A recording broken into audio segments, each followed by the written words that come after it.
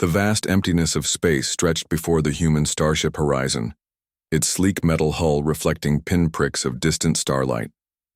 Captain J. Park sat in his command chair, his fingers lightly touching the control panel, eyes scanning the holographic displays that flickered with potential navigation routes.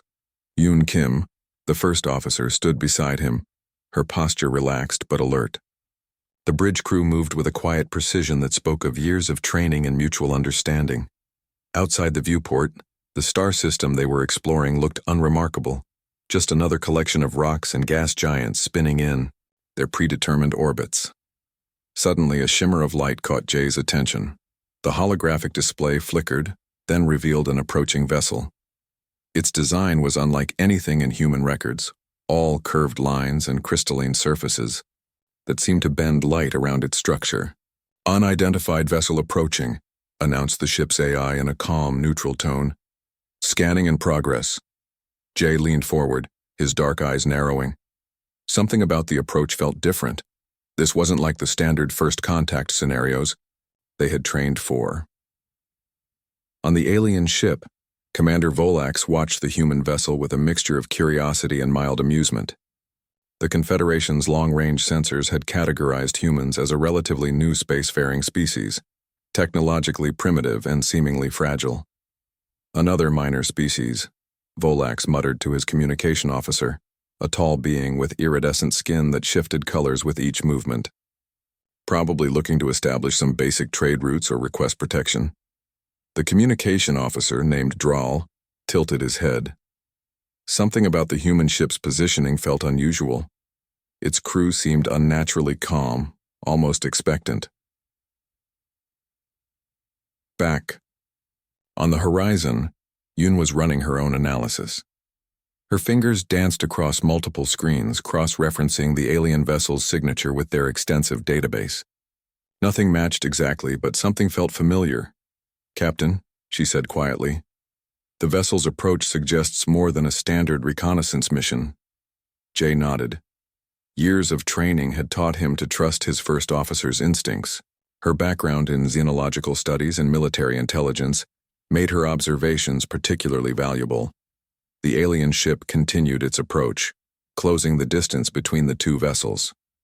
Its movements were precise, calculated, almost like a predator sizing up potential prey. But prey was the last thing this human crew represented. Volax initiated standard first contact protocols.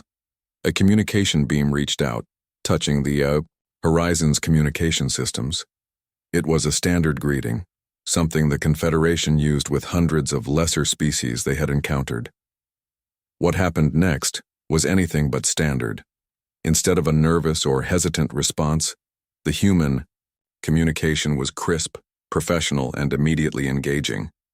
No signs of fear, no indications of technological inferiority. Just a calm, measured interaction that suggested complete confidence. Draal, the communication officer, felt something shift in the interaction. These humans were different. Their language was precise, their tone neither submissive nor aggressive, just purely functional and intelligent. "Incoming transmission," the Horizon's AI announced. "Decryption complete." Jay and Yoon exchanged a brief glance. This moment would define their first interaction with a new alien civilization. Every word, every gesture would be analyzed, remembered. The communication was simple. A request for mutual navigation coordinates, a standard procedure for preventing potential spatial conflicts. But the way it was delivered carried an underlying message. We are here as equals, not as supplicants. Volax felt something he rarely experienced. A genuine moment of uncertainty. These humans were not behaving like the preliminary report suggested. They were calm, strategic, and showed an unexpected depth of understanding. As the two ships continued their careful dance of first contact, something fundamental was changing. The Confederation's perception of humanity was about to be challenged in ways no one could have predicted. Little did they know, this was just the beginning of a relationship that would reshape galactic understanding of human potential. The stars continued their silent rotation, witnessing the start of an extraordinary encounter. The space station hung like a metallic jewel against the backdrop of a distant nebula. Its central training arena was designed to showcase military capabilities, a neutral ground where different species could demonstrate their combat techniques. Commander Volax had arranged this demonstration with an air of confident superiority. The Confederation's warriors stood in precise formations, their exoskeletal armor gleaming under artificial lights. They expected nothing more than a simple exhibition that would highlight human weakness. Yoon Kim stepped onto the training platform. She wore standard human fleet training gear, a simple black uniform that revealed nothing of her potential capabilities. The alien warriors looked at her and laughed. Some clicked their mandibles in amusement, others made sounds that translated to mockery. One of the senior alien commanders, a massive creature named Kral, approached the training supervisor. "This is who they send?" he asked, his translator rendering his words with a dismissive tone. "A single human female against our combat specialists?" The training supervisor, a neutral artificial intelligence, responded with cold precision. "Demonstration protocols require fair assessment. One representative from each species will participate." 6 of the Confederation's most elite warriors prepared to face Yoon. They were massive creatures, each standing nearly 3 meters tall, with multiple limbs and reinforced muscle structures that could crush most organic beings. Yoon stood completely calm. Her breathing was steady, her posture relaxed but alert.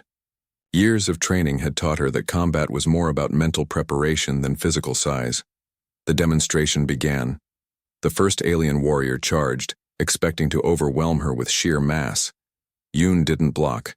Instead, she redirected his momentum, using a precise Brazilian jiu-jitsu technique that sent the massive creature tumbling across the training floor.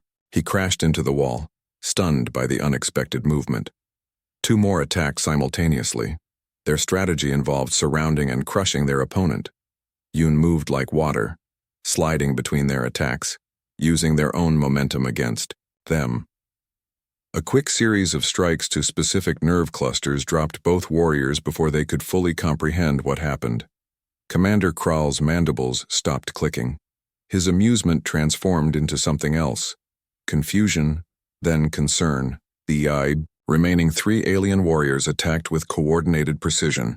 They had watched Yoon's previous movements and adjusted their strategy. But human training anticipated such adaptations.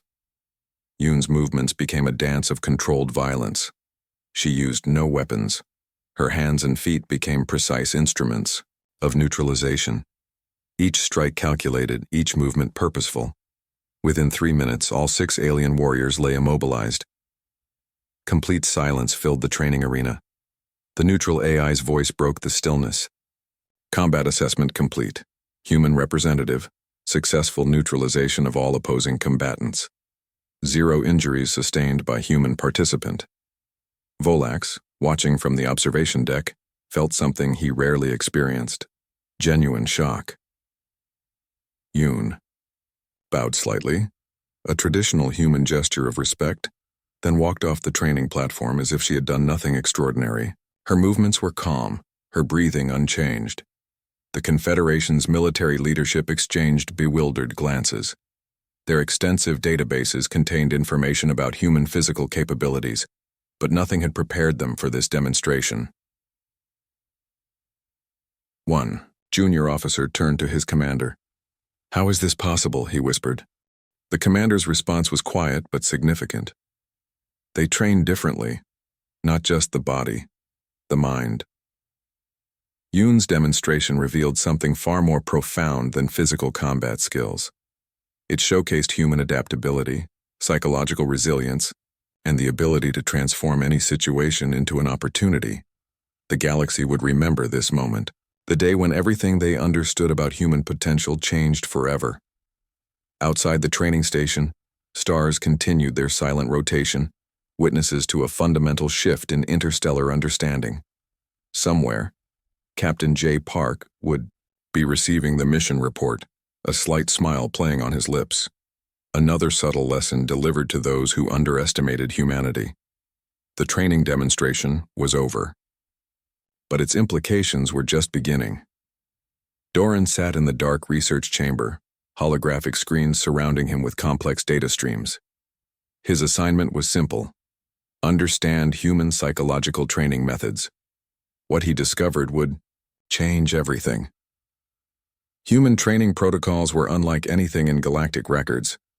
Most species focused on physical conditioning. Humans developed something far more complex: a complete mental framework designed to transform ordinary individuals into extraordinary performers. The research began with basic psychological evaluations. Standard tests showed humans could maintain composure in scenarios that would destroy most species' mental stability. A human could experience extreme stress and remain functionally operational, a trait almost unknown among known civilizations. Initial reports from the training demonstration revealed disturbing insights. The human named Yoon didn't just neutralize opponents physically. She systematically dismantled their psychological confidence with calculated movements and total emotional control. Doran discovered humans trained their personnel to view every environment as a potential combat zone. They didn't just learn fighting techniques, they learned adaptation. A maintenance worker could become a strategic asset. A communication specialist could transform communication systems into psychological weapons. Military documents revealed shocking training methodologies.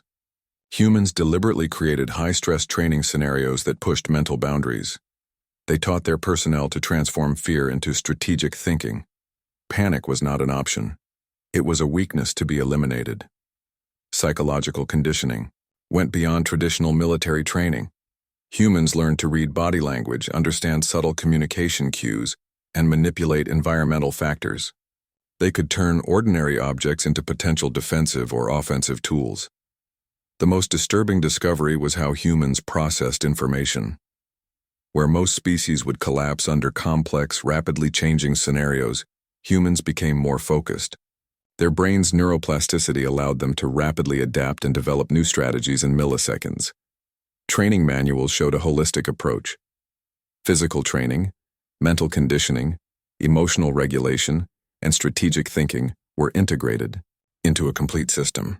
No other species had developed such a comprehensive approach to human potential. Doran's research team began analyzing hundreds of human training videos.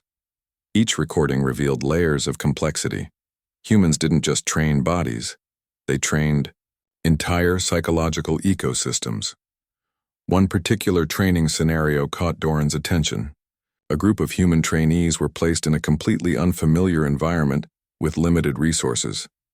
Instead of panicking, they systematically analyzed their surroundings, developed collaborative strategies, and created solutions that defied traditional problem-solving approaches. The implications were terrifying for the Confederation. Humans weren't just another species to be categorized or controlled. They were a dynamic, adaptable force that could transform any situation into an opportunity. Psychological warfare was not just a strategy for humans. It was a fundamental way of thinking. Doran's final report was brief but significant. Humans are not a species to be underestimated, he wrote. They do not just fight. They transform conflict into an art form of strategic adaptation. The Confederation leadership would receive this report with a mixture of fear and reluctant respect. Humanity had introduced a completely new paradigm of understanding conflict, survival, and strategic thinking. Back on the horizon, Captain J. Park reviewed routine mission reports, completely unaware that his species was being studied with a combination of terror and fascination. The stars continued their silent rotation, bearing witness to a fundamental shift in galactic understanding. Humanity was no longer just another species. They were a force to be recognized, respected, and carefully understood. Doran leaned back in his research chair, the holographic screens reflecting complex data patterns. Somewhere in the vast universe, humans were continuing to defy every established expectation. The psychological warfare had already begun, and most species didn't even realize it. The Orion Traverse stretched like a broken mirror, star systems casting long shadows across contested space.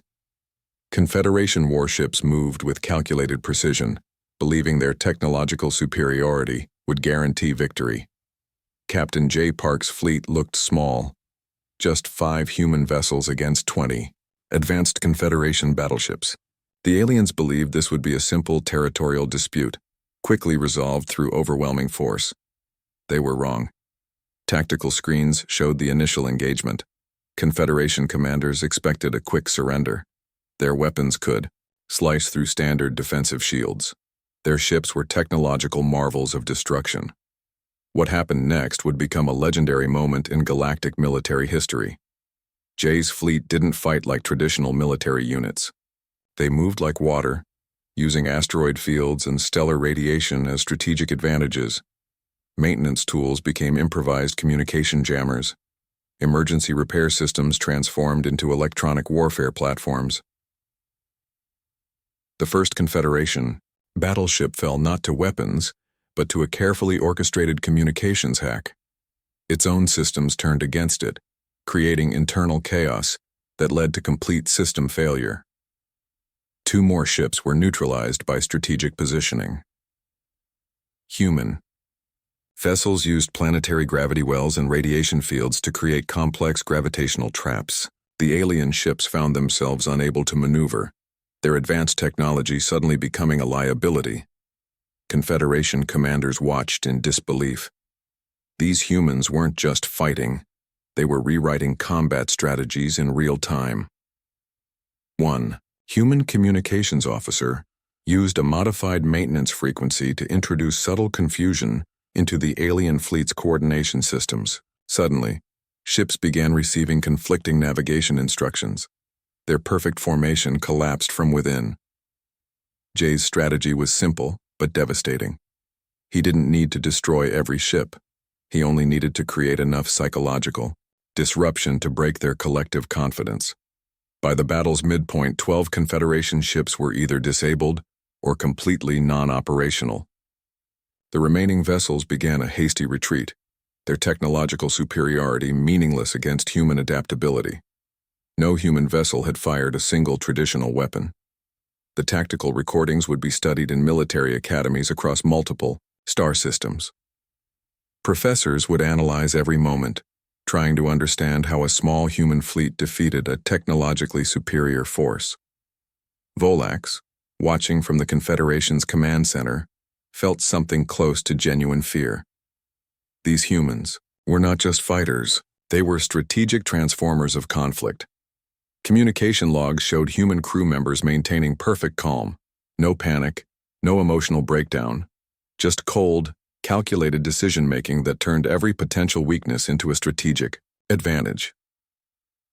One alien observer noted how human crew members seemed to communicate almost telepathically. Their coordination didn't rely on complex technological systems.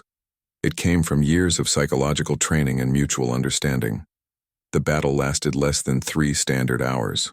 When it ended, the Orion Traverse was no longer just a contested space. It became a symbol of human military potential. Jay Park sat in his command chair, reviewing mission logs. To him, this was just another day of strategic navigation. No excitement, no celebration, just another example of human training and adaptability. The stars continued their silent rotation, bearing witness to a fundamental shift in galactic military understanding. Somewhere, military strategists would be studying this engagement, trying to understand the impossible had just occurred. A small human fleet had defeated a technologically superior force without firing a single traditional weapon. Humanity had introduced a new language of conflict, not through destruction, but through intelligent, adaptive strategy. The Confederation would never look at human potential the same way again. As emergency signals faded and stellar dust settled, one thing became clear. This was more than a battle. This was a message to the entire galaxy about human capability. The unexpected conflict had revealed something profound. Humanity was not just another species to be categorized or controlled. They were a force of strategic transformation, and the galaxy was about to learn that lesson, one star system at a time. The Galactic Council chamber was silent. Representatives from hundreds of species sat motionless, their eyes fixed on Admiral Kira Choi. She stood alone at the central platform, her presence filling the massive room with an unexpected intensity. Holographic displays showed the recent conflict in the Orion Traverse. Every species had watched the incredible battle where humans defeated a superior technological force without traditional weapons. The recordings played repeatedly, each viewing revealing new layers of strategic brilliance. "Humans are not just fighters," Kira said quietly. Her voice carried across the chamber without shouting. "We are trained to transform any situation into an opportunity."